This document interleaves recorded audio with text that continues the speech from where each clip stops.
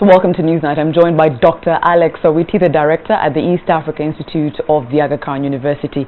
Good evening. Good evening. How are you? Good. So today is when the youth survey was launched. Yes. There's a lot to talk about. Absolutely. Some, I should say, not so surprising if you look at, what our world today, especially our country, is like.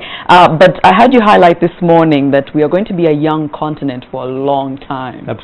Yeah, and 2050. 2050, well, you said. The median age will still be 25. Yes, and you said, maybe I'm thinking this is one of the reasons why this survey is out, but give us a look at what the other reasons were for you to actually have this survey. Well, part of it is that this is the majority. And often when we talk about young people, they're like, we say we are mainstreaming them, it's something like an add-on, but we're not deliberately saying this is a critical element of our development platform and how the countries move forward. So what we're trying to achieve with this survey is to bring the youth issues back to the fore, by not necessarily scaring people, but saying, look, this is something that you have to start looking at. This is not one of those kind of quote-unquote cross-cutting issues or something that you can add on and you're mainstreaming like gender issues. All of these things are critical to the development of the countries. And not just now, but for the long future. So how do you prepare young people going forward? Who are going to be the key players? Absolutely. And they're going to be here for a long time. So if we screw it up now, we're screwing up for the next several years. And let's look at some of the notes from the survey. 79% valued faith the most. Now this was interesting to me. 47% work and 39% family. If you ask anyone, I think their mind would say family first, because it's what would be important. Now, if we say faith was the most valued value to the youth, is that what they're using to base their decisions on? Whatever they're doing, does it come from their religious beliefs or their faith? Well, they say that, for instance, some of the kind of in-depth conversations that we had, they would tell you that my faith is one of those non-negotiable things, that I pray to God, I go to church, I believe I'm a child of God or a child of Allah, etc., etc. So in terms of how they frame their identity and their value structure, faith was important. And then their family, because of all the support that they draw from their families and the social networks that it gives them, but also a sense of belonging in the society. And then work is what gives them meaning, because work is related to income and livelihood and well-being.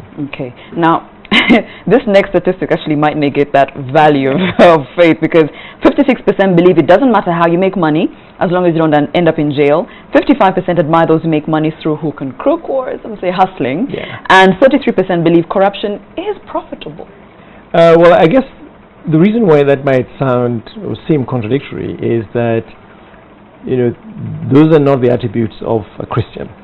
No. Okay, but they live in the messy world where they need to pay bills, and they're also learning from society. And the general trend is that corrupt people actually get ahead, and being corrupt can enable you to pay bills and make investments, etc.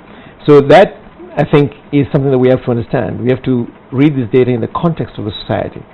Our society is structured around religious ceremonies, and churches and weddings and deaths are all celebrated around religious ceremonies. So you're basically steeped into the culture. And then the other culture in the secular world is that people go to make money, and sometimes you got to crook your way around making the money.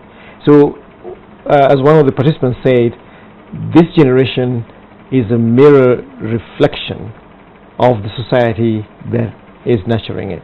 We dropped from 142 to 139 in the Global Corruption Perception Index.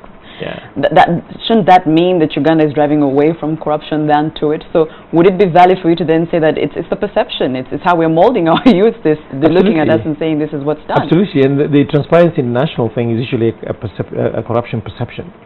It's what people feel. So if maybe you gave a bribe to the police because of a minor traffic offense, you feel corruption is real. If you had to get a government document and you gave some money, you feel there's a lot of corruption. If a friend of yours tells you a story about a document they needed from the government and they had to pay this and that, so it's really that. And I think that perception sometimes really is quote-unquote reality in many perspectives. Just as we wind up, two questions. One, the fear of retribution. Was this around the fact that they don't believe in the judicial system, and also just what are we going to structure our values on as a way forward to work on these issues? I think the fear of retribution, and I might just say this so that we get some perspective to it. Yeah. It's East Africa wide, and the number is very close. It's between 73 and 75% of the youth across the region were afraid to speak out against evil or injustice for fear of retribution. And I think this comes from even our experiences in school. You don't want to tell on your fellow pupils if they did something wrong, because then they're going to bully you in the dormitory. I think part of it is that there are not enough examples of role models, people who stand up for what is right in society. And are heard. And then justice is delivered. But I think to get over these problems, I say that for every problem that the youth have thrown at society, they've also created a basis for starting a conversation that moves the solution space forward. They value faith.